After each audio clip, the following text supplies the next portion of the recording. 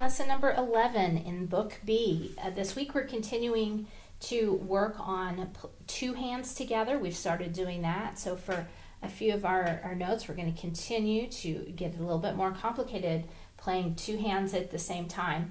And remember, our goal for this book is to make sure that we can say the names of these notes, because by the time we're looking at 3, if you can't just see that and know that's an F, the child has to memorize 3 things at the same time when they're playing. That's a lot to decode. So this is a point where if they know the names of their notes and have it coded with where their fingers go, that F is 4 and it's right here, looks like this, looks like that, it helps them to play faster. It just slows you down if you haven't got those 2 things connected yet. So keep pushing through it. When you sit down and play with the child, we're changing the way we practice. As we get about halfway through the book, you'll notice we're halfway through the book here. We're on 24 and 25. Instead of starting at the beginning and just reading through to the end, we're breaking it up into phrases. We're also starting something new about this time. Whenever you play a new piece and you need both hands at the same time, which is now, we need to start practicing one hand at a time first. And traditionally, you start with your right hand, then you learn the left hand, and then you put it together. So, but I don't always do the melody first, because our melody tends to span from bass clef to treble clef, and it stays through the whole thing. Instead, what I do at this point to do one hand at a time, I just have them find this. Make sure that they remember where that is, get their confidence up, that they know what that is. They don't have to think about it. They just know it's 1 and 2. Keep watching their fingers. It needs to be round so that they're growing strength in the right places, so that their fingers don't buckle when they're under pressure to play something. We want to get them in that habit. That habit is super important. So watch that third finger. The thumbs, for most kids, the thumb's working just fine. It's the second and third and fourth finger that start to buckle. We don't want that. So have them practice this first by themselves, and you may even talk it through. Whenever I say, what's the name of this note, what are the names of these notes, I like to start with the bottom note first, so we're reading up. So because a lot of times it tells you the name of the chord if you start at the bottom. So with this one, here's our first phrase. It's thirds. They should recognize this. Start on a half note with forte. And here's our rest. This is a really big help, because we need a little pause here to help that child prepare to play this.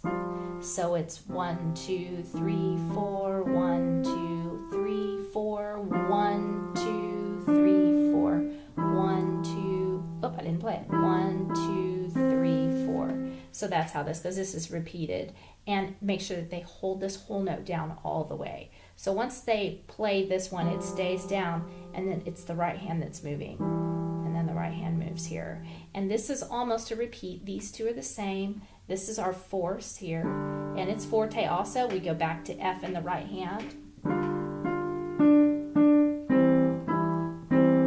Rest.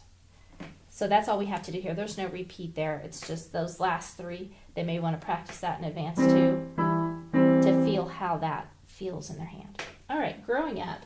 This one's kind of pretty. I like this one. So when they're playing this, practice in phrases, just like we do on all of them. Practice in a phrase. You may want to just do the phrase first so that they're really confident with this. This is going to be 1, 2, 3. But while this is playing, we add the chords. 1, 2, but make sure it stays in time.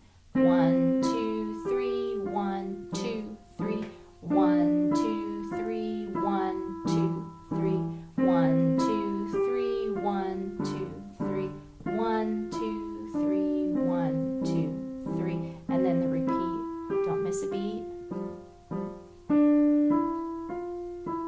When they play with me, it's really pretty. I have this recorded. I'll go ahead and run this so that you can hear how it sounds with the accompaniment. If they can play this and stay in time, I'll play the accompaniment with them.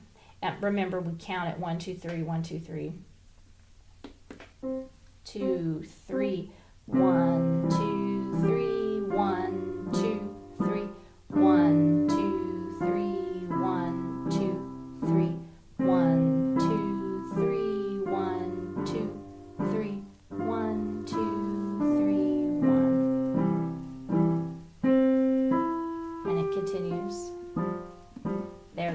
that's growing up. All right. Next one. Music Makes Me Glad. This has a really fast accompaniment too because it has this kind of sonatina form. In the bass clef, we call that an Alberti bass. And it goes really fast. Here, with the child starts on half notes, and their part sounds like this, and then fast, and then they do each of these one at a time, and that's the soft, and then fast, fast, half note, play, play, half note, repeat, half note, half note, half note, half note, play, play, play, half note, half. So you may want to say half notes whenever you see a half note, just to remind them it's 2 beats.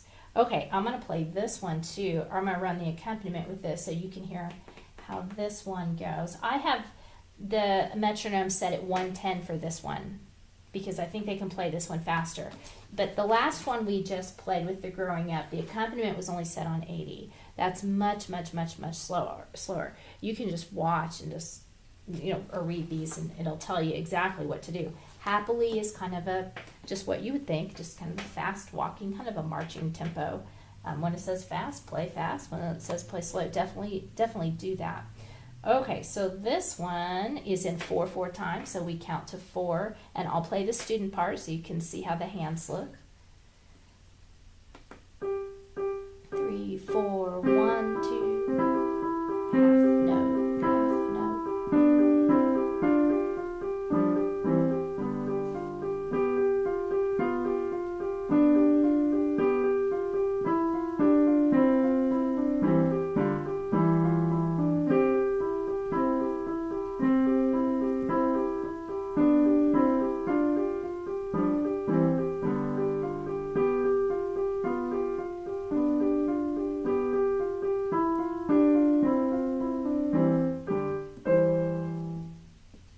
That's how that one goes. Obviously, to be able to play along with these, I play one of these for each beat. So or for each half note.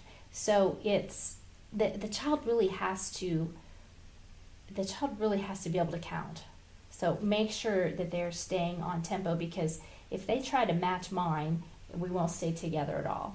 Okay, so we've got the Music Makes Me Glad, and then the last one is the harmonic waltz this week, and this is more with the wrists. We're still working on wrists, and we are practicing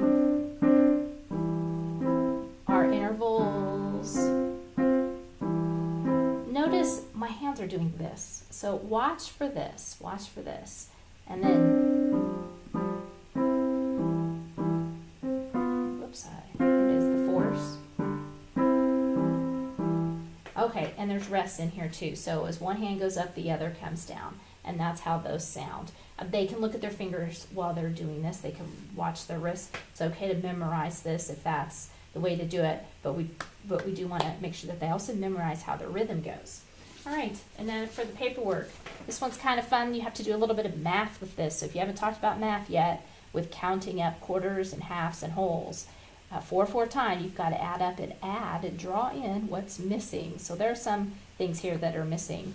So you can talk about what things look like. Remember, the one that looks like a hat is a half note. The one that looks like a hole is the whole note. So the whole is 4, half is 2. And then this is more interval practice where they need to be able to read and draw things in. Continue practicing learning the names of these lines and space notes. We're getting to the point that we're really needing that to help them to learn these pieces. Alrighty, have a good week.